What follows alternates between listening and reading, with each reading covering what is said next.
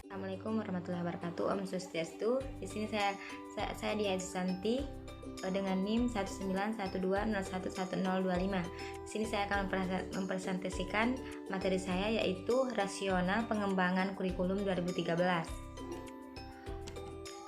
Yang pertama, latar belakang perlunya pengembangan kurikulum 2013. Kurikulum sebagaimana yang ditegaskan dalam pasal ayat 1 ayat 19 Undang-Undang Nomor 20 Tahun 2003 adalah seperangkat rencana dan pengaturan mengenai tujuan, isi, dan bahan pelajaran serta cara yang digunakan sebagai pedoman penyelenggaraan kegiatan pembelajaran untuk mencapai tujuan pendidikan tertentu. Yang kedua, pengembangan kurikulum 2013 merupakan langkah lanjutan pengembangan kurikulum berbasis kompetensi yang telah dirintis pada tahun 2004 dan KTSP 2006 yang mencakup kompetensi sikap, pengetahuan, dan keterampilan secara terpadu. Rasional pengembangan kurikulum 2013. Yang pertama, tentang internal, antara lain terkait dengan kondisi pendidikan dikaitkan dengan tuntutan pendidikan yang mengacu kepada 8 standar nasional pendidikan yang meliputi standar pengolahan, standar biaya, standar sarana prasarana, standar pendidikan dan tenaga kependidikan standarisasi, standar proses, standar penilaian, dan standar kompetensi lulusan.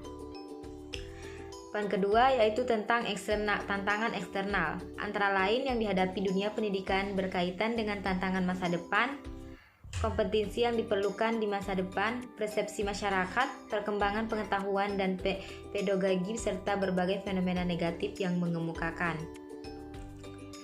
Penyempurnaan pola pikir, pendidikan yang sesuai dengan kebutuhan masa depan hanya akan dapat terwujud apabila terjadi pergeseran ataupun perubahan pola pikir.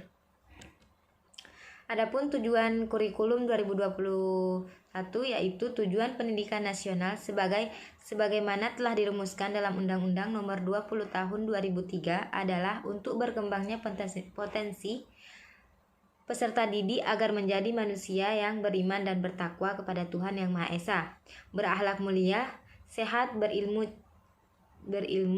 cakap, kreatif, mandiri, dan menjadi warga negara yang demokratis serta bertanggung jawab.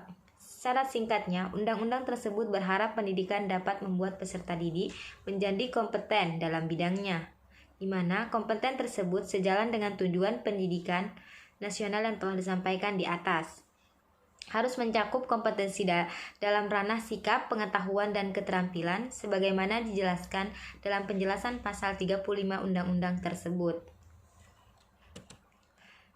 Adapun kerangka dasar kurikulum 2013.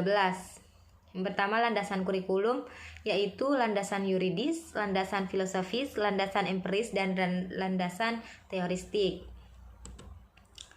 Karakteristik kurikulum. Kurikulum 2013 adalah berbasis kompetensi. Kurikulum berbasis kompetensi adalah outcomes-based curriculum, dan oleh karena itu pengembangan kurikulum diarahkan pada pencapaian kompetensi yang dirumuskan dalam SKL. Demikian pula penilaian hasil belajar dari hasil kurikulum diukur dari pencapaian kompetensi. Keberhasilan kurikulum diartikan sebagai pencapaian kompetensi yang dirancang dalam dokumen kurikulum oleh seluruh peserta didik. Proses pembelajaran. Proses pembelajaran dalam kurikulum dibagi menjadi dua. Yang pertama, pembelajaran interkurikuler dan pembelajaran ekstrakurikuler. Adapun struktur kurikulum, struktur kurikulum SD, struktur kurikulum SMP atau MTS, struktur kurikulum SMA atau SMK ataupun MAK.